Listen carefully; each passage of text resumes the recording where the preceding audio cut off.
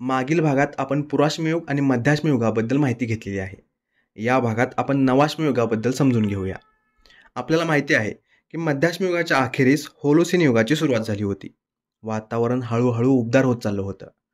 पण जिथे मध्याश्मयुग संपतं तेथूनच नवाश्मयुगाची सुरुवात होते का? हा प्रश्न आपल्यासमोर उभा आहे. तर ही बाब चुकीची आहे.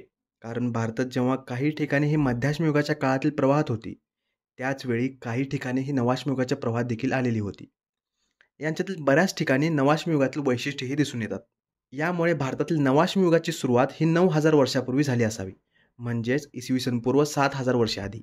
आणि हा काळ भारतात 3000 वर्षापूर्वीपर्यंत अर्थात इसवी सन पूर्व 1000 पर्यंत सुरू होता. याच दरम्यान 6500 वर्षापूर्वी मानवाने चाकाचा शोध लावला. या काळात मोठ्या प्रमाणात बदल घडले होते. मानव आता शिकार करता करता डोमेस्टिकेशनकडे वळला होता. या गोष्टीला आता सविस्तरपणे समजून घेऊया. तर आत्तापर्यंत मानव प्राण्यांची शिकार करत होता, वनस्पतींपासून अन्न गोळा करायचा. आता नवाश्मयुगात मानवाने लागवड करणे आणि जनावरांना पाळणे सुद्धा सुरू केले होते. आता हे पशुपालन आणि लागवड नेमकी कोणत्या प्रकारची होतं हे जाणून घेणं महत्त्वाचं आहे. सुरुवातीला झाडांची वनस्पतींची लागवड कोणत्या प्रकारची होती हे समजून घेऊया. मानव जर त्याच्या गरजेइतके उत्पादन घेत असेल किंवा त्यापेक्षा कमी घेत असेल तर त्याला फूड कलेक्शन म्हटलं जायचं. यामुळे अन्न भविष्यासाठी साठवून ठेवता येत नव्हतं. आणि जर मानवाने त्याच्या गरजेपेक्षा जास्त उत्पादन घेतलं आणि उरलेल्या अन्नाची साठवणूक होत असेल तर अशा पद्धतीला प्लांट डोमेस्टिकेशन म्हटलं जातं. तर नवाश्मयुगात मानवाने प्लांट डोमेस्टिकेशन अर्थात अन्नसाठा करण्यास सुरुवात केली होती. आता बघू पशुपालन कोणत्या प्रकारचं होतं. जर मानव एखाद्या प्राण्याला जबरदस्ती पकडून आपल्याकडे ठेवतो त्याला ॲनिमल किपिंग म्हटलं जायचं. समजा मला एक गाय दिसली, तिला मी पकडून माझ्या घरात आणलं. तिच्यापासून मला दूध मिळणार आहे, पण गायीच्या गरजांची मला समज नाही. जोपर्यंत मला गायीपासून दूध मिळत आहे तोपर्यंत ठीक. ज्या दिवशी गाय दूध देणं बंद करेल त्यावेळी मी गायीला सोडून येईन. पुन्हा दुसऱ्या एका दूध देणाऱ्या गायीला घेऊन येईन. यालाच ॲनिमल किपिंग म्हणतात. आता जर मानवाने त्यांच्या फायद्यासाठी प्राण्यांना त्यांच्या नैसर्गिक अधिवासातून काढून स्वतःसोबत ठेवलं आणि फक्त आपल्यासोबत न ठेवता त्यांच्या गरजांचासुद्धा विचार करू लागला, त्यांची ब्रीडिंग करू लागला, त्यांच्या पुढच्या पिढींचासुद्धा विचार करू लागला, तेव्हा त्याला ॲनिमल डोमेस्टिकेशन म्हटलं जातं. आता ॲनिमल डोमेस्टिकेशन आणि प्लांट डोमेस्टिकेशनबद्दल नवाश्मयुगामध्ये मानवाला समज आलेली आहे. यावरून स्पष्ट होतं की नवाश्मयुगात मानव, वनस्पती आणि प्राणी यांच्यातले संबंध चांगले झाले होते. मानव आपल्या फायद्यासाठी नवाश्मयुगात वनस्पती आणि प्राण्यांना त्यांच्या नैसर्गिक अधिवासातून काढू लागला होता. त्यांना आपल्यासोबत ठेवू लागला होता. त्यांचे पालन पोषण करण्याची जबाबदारी आता मानवाने घेतलेली दिसून येते. आणि याच प्लांट डोमेस्टिकेशनचं पुढे जाऊन शेतीमध्ये रूपांतर झालं. आता मानव शेतीवाडी सुरू करतो, म्हणजे मानवाला त्याच जागेवर भरपूर काळ वास्तव करावा लागणार आहे. ही एक महत्त्वाची गोष्ट आहे. यामुळे नवाश्मयुगात वास्तवाच्या ठिकाणाला खूप महत्त्व प्राप्त झालं. या काळात लोकांनी पूर्वीप्रमाणे भटकणं बंद केलं होतं. एका ठिकाणी राहून दैनंदिन गरजा पूर्ण करण्याचे कौशल्य आता मानवाने अवगत केलं होतं. या प्रकारे इतिहासात मानवी वस्त्यांची सुरुवात झाली आणि याचाच परिणाम म्हणजे मानवाने स्वतःसाठी घर बनवण्यास सुरुवात केली. सुरुवातीला त्याची घरे गोलाकार आणि आयताकृती असायची.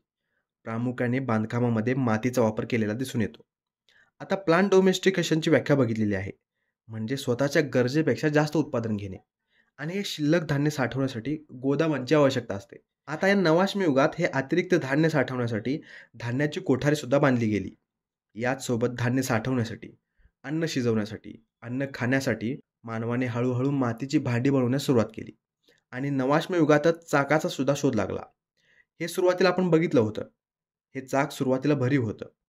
आता नवाश्मयुगात मानवाने शेतीवाडी करणं सुरू केलं होतं, म्हणजे याचा अर्थ असा नाही की मानवाने शिकार करणं सोडून दिलं होतं. मानव नवाश्मयुगात सुद्धा शिकार करत होता. त्यासाठी त्यांनी पॉलिश केलेल्या हत्यारांचा आणि हाडांपासून तयार केलेल्या हत्यारांचा वापर करण्यास सुरुवात केली होती. म्हणजे नवाश्मयुगात हाडांपासून तयार झालेल्या हत्यारांचा वापर झाल्याचे दिसून येते. आता आपल्याला माहिती आहेच, शेती करताना नांगरणी करावी लागते, पण नांगरणीसाठी तर त्या काळात नांगर उपलब्ध नव्हते. त्यामुळे मानवाने सुरुवातीला दगडाचा वापर करून शेत नांगरणं सुरू केलं होतं. नवाश्मयुगात प्रामुख्याने रागी, हरभरा आणि भाताची शेती झाल्याचे पुरावे सापडतात. म्हणजे नवाश्मयुगात दगडी हत्यारांमध्ये सुधारणा झाली होती. चाकाचाही शोध लागला होता.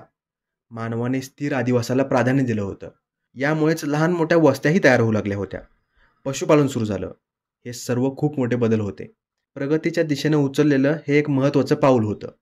यामुळेच गॉर्डन चाइल्डने याला नवाश्मयुगातील क्रांती म्हटलेलं आहे. आता यानंतर नवाश्म युगातील भारतातील काही ठिकाणांचे नकाशाच्या आधारे निरीक्षण करूया. हा भाग आपल्या भारतीय उपखंडाचा वायव्य प्रांत आहे. या वायव्य प्रांतातील बलुचिस्तानमध्ये वातावरण मानवाला राहण्यासाठी अनुकूल नव्हतं. मानव या वातावरणात राहू शकत नव्हता. हा भाग डोंगराळ होता आणि संपूर्ण काळ हे डोंगर बर्फाने आच्छादलेले असायचे. पण याच बलुचिस्तानमध्ये एक ठिकाण आहे, मेहरगड. याच मेहरगडमध्ये भारतीय उपखंडातील सर्वात जुने नवाश्म युगाचे पुरावे सापडतात.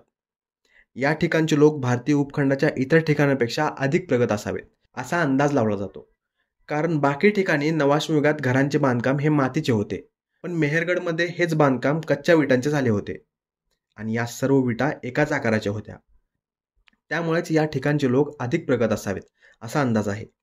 त्याशिवाय आणखी एक बाब जी मेहरगडला दुसऱ्या ठिकाणांपासून वेगळं करते ती म्हणजे या भागातील लोक गहू आणि सातूची शेती करायचे, तर इतर भागात मानव भात, रागी आणि हरभऱ्याची शेती करायचा. याशिवाय खजूर आणि अंजिराचे सुद्धा अवशेष या ठिकाणी सापडलेले आहेत. या भागातील मानव गहू आणि सातूचे उत्पादन मोठ्या प्रमाणात घ्यायचा, कारण या भागात उत्खनन करताना भरपूर प्रमाणात धान्याची कोठारे सुद्धा सापडलेली आहेत. यामुळेच बलुचिस्तानला ब्रेड बास्केट म्हणजे अन्नधान्याचे केंद्र म्हटले जाते. ही अन्नधान्याची कोठारे सुद्धा कच्च्या विटांनीच बांधलेली होती. आता मातीच्या भांड्यांचा शोध कशा प्रकारे लागला याबद्दल माहिती घेऊया. आता असं मानलं जातं की मातीच्या भांड्यांचा शोध हा वायव्य भागात लागला. यानंतर याची माहिती भारतातील इतर ठिकाणांपर्यंत पोहोचली होती. सर्वप्रथम याची माहिती मेहरगडमधल्या नागरिकांना मिळालेली असावी. ही माहिती मानवाला इसवी सन पूर्व 4500 वर्षापूर्वी मिळालेली असावी. याचं कारण म्हणजे इतिहासकारांना उत्खननात इसवी सन पूर्व 4500 वर्षांनंतरच्या कालावधीचे अवशेष सापडलेले आहेत. आता जर पशुपालनाची म्हणजे ॲनिमल हजबंड्रीबद्दल माहिती घ्यायची झाली तर या काळात मानव शेळ्या, मेंढ्या, गाई गुरे यांना सुद्धा पाळत होता. यानंतर भारतातील 2 महत्त्वाच्या नवाश्म युगातील ठिकाणांबद्दल समजून घेऊया. ही ठिकाणे काश्मीर खोऱ्यातील आहेत. एक म्हणजे बुरझोम आणि दुसरं आहे गुफराकल. बुरझोम म्हणजे काश्मीरमध्ये ज्या ठिकाणी गुळगुळीत साल असलेले वृक्ष सापडतात, यांना आपण बुर्ज सुद्धा म्हणतो. तर गुफराकल म्हणजे केव ऑफ पॉटर म्हणजे कुंभाराची गुहा.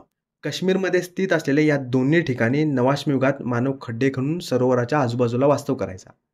हा भाग अतिशय थंड होता, त्यामुळे थंडीपासून संरक्षण व्हावं, थोडीशी ऊब मिळावी म्हणून मानव खड्डे खणायचा आणि त्यामध्ये वास्तव करायचा.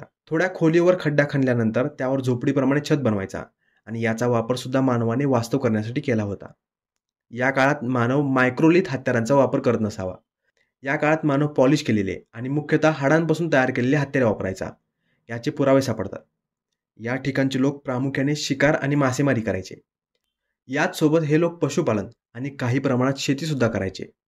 बुरझोम भागात एक दगडी रंगाचे भांडे सुद्धा सापडलेले आहे. याशिवाय याच भागात काही प्राण्यांना आणि मानवाला पुरलेले औषध सुद्धा सापडलेले आहेत. तर काश्मीरमधल्या या दोन्ही ठिकाणांवर हाडांपासून तयार झालेल्या हत्यारांचा वापर व्हायचा. भारतीय उपखंडात अजून एक ठिकाण आहे ज्या ठिकाणी हाडांच्या अवजारांचा वापर नवाश्म युगात केलेला दिसून येतो. ते ठिकाण म्हणजे चिरान. हे ठिकाण गंगा नदीच्या उत्तर भागात स्थित आहे. याशिवाय उत्तर प्रदेशमधील कोल्डिवा आणि महावारा या 2 ठिकाणांवर भाताची शेती केली जात असावी, कारण याचे पुरावे सापडलेले आहेत. नवाश्म युगातील अजून काही ठिकाणे आहेत ज्या ठिकाणी नवाश्म युगाचे पुरावे सापडतात. यामध्ये चोपानी मोंडो आणि आसाम आणि मेघालयाच्या गारो टेकड्या या सर्वांचा समावेश होतो. नकाशात आता तुम्हाला गोदावरी नदीचं खोरं दिसत असेल. गोदावरी नदीच्या दक्षिणेला जितके काही नवाश्म युगातील ठिकाणे आहेत त्यांना आपण नवाश्म युगातील दक्षिणी भागामध्ये वर्गीकृत केलेलं आहे आणि याच ठिकाणी सर्वाधिक नवाश्म युगातील पुरावे सापडतात. या भागातील सर्व ठिकाणे ही एकतर नदी किनारे आहेत किंवा डोंगरावर म्हणजे ग्रॅनाइट टेकड्यांवर वसलेले दिसून येतात. या ठिकाणी कडधान्ये, डाळींचे उत्पादन मोठ्या प्रमाणात घेतले जायचे. नकाशात जो हायलाइट केलेला भाग आहे याच ठिकाणी नवाश्म युगातील सर्वाधिक पुरावे आणि काही ठिकाणे सापडलेली आहेत. तर यामधले उथनूर, पिकलीहाल, कुपगल या 3 ठिकाणावर राखेच्या टेकड्या पाहायला मिळतात. म्हणजे या ठिकाणचे लोक जनावरांच्या शेणापासून तयार झालेल्या शेणींना एकत्र करायचे आणि त्यांना पेटवून द्यायचे. पण असं करण्यामागचं काय कारण होतं? धार्मिक कारण होतं का आणखी काही कारण होतं? याबाबतचे ठोस पुरावे अजूनही मिळालेले नाहीत. आत्तापर्यंत आपण नवाश्म युगाबद्दल माहिती घेतलेली आहे. आय होप हा व्हिडिओ आपल्यासाठी इन्फॉर्मेटिव्ह असेल. Thank you for watching and supporting books तावा.